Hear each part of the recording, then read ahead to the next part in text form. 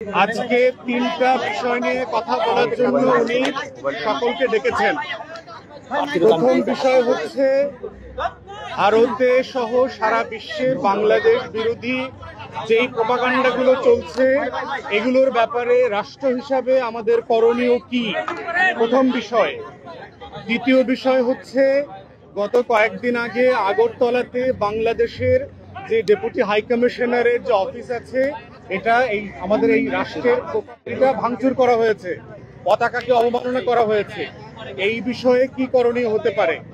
আর third হচ্ছে বাংলাদেশে সংখ্যালঘু নির্যাতন নিয়ে যেই গল্প সারা দুনিয়াতে চলছে সেই বিষয়ে আপনারা কি মত দেবেন, আমাদের করা দরকার।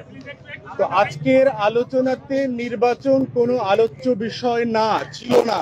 সকল রাজনৈতিক দল এবং জোটের পক্ষ থেকে যার যার বক্তব্য পেশ করা হচ্ছে যে রাষ্ট্র হিসাবে আমাদের করণীয় কি, এবং সোফার অনেকগুলো রাজনৈতিক দল পরামর্শ দিয়েছে কি কি করা দরকার।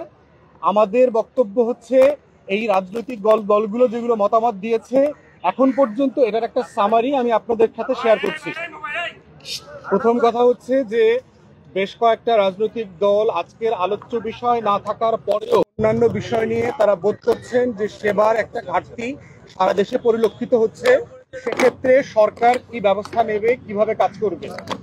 তৃতীয়ত একটা বক্তব্য এসছে, পরামর্শ এসছে যে সকল রাজনৈতিক দল যারা কথা বলেছেন এবং জাতীয় স্বার্থের প্রশ্নে আমরা সবাই আপনাদের পিছনে আছি, আপনাদের সিদ্ধান্ত এবং এই লড়াইয়ের সাথে আমরা অংশীদার। এইটা হচ্ছে সোফার যে আলোচনাটা হয়েছে, যে কয়টা রাজনৈতিক দল কথা বলেছেন সেটার একটা জিস্ট। একজন সাবেক মিলিটারি অফিসার যিনি একটা দলেরও প্রধান, তিনি বলেছেন যে ভারতের সাথে এই সম্পর্কের জায়গাটাকে উস্কানি এবং উদ্বেগের জায়গা থেকে কিভাবে একটা ভারসাম্যের জায়গায় নিয়ে আসা যায় সেটার জন্য আমরা যেন কাজ করি। দু একজন পরামর্শ দিয়েছেন যে সংখ্যালঘুদের ব্যাপারে আমরা একটা জাতীয় কমিশন করতে পারি কিনা। একটা জাতীয় কমিশন করলে গত 53 বছরের যে বঞ্চনা এবং 16 বছরের বিশেষ করে সংখ্যালঘুরা কোন কোন জায়গায় আহত হচ্ছে, বঞ্চিত হচ্ছে, এটার গল্পটা কতটুকু এবং সত্যতা কতটুকু অতটুকু বের হয়ে আসবে। দু একজন পরামর্শ দিয়েছেন রাজনৈতিক দল থেকে যে সরকারের বিভিন্ন রাষ্ট্রে যে অ্যাম্বাসিগুলো আছে সেখানে যারা কর্মরত আছেন তারা এখনো আগের আমলের ফ্যাসিবাদীদের দোসর, তাই ওই সকল রাষ্ট্রে বাংলাদেশ বিদ্বেষ ঠেকানোর জন্য যা যা করণীয় দরকার সেগুলো এখনো করছে না। সেক্ষেত্রে ওই দূতাবাসগুলো থেকে অফিসারদেরকে উদ্র করে দেশপ্রেমিক গণ অভ্যুত্থানের পক্ষের যারা অফিসার্স আছেন তাদেরকে এঙ্গেজ করা দরকার।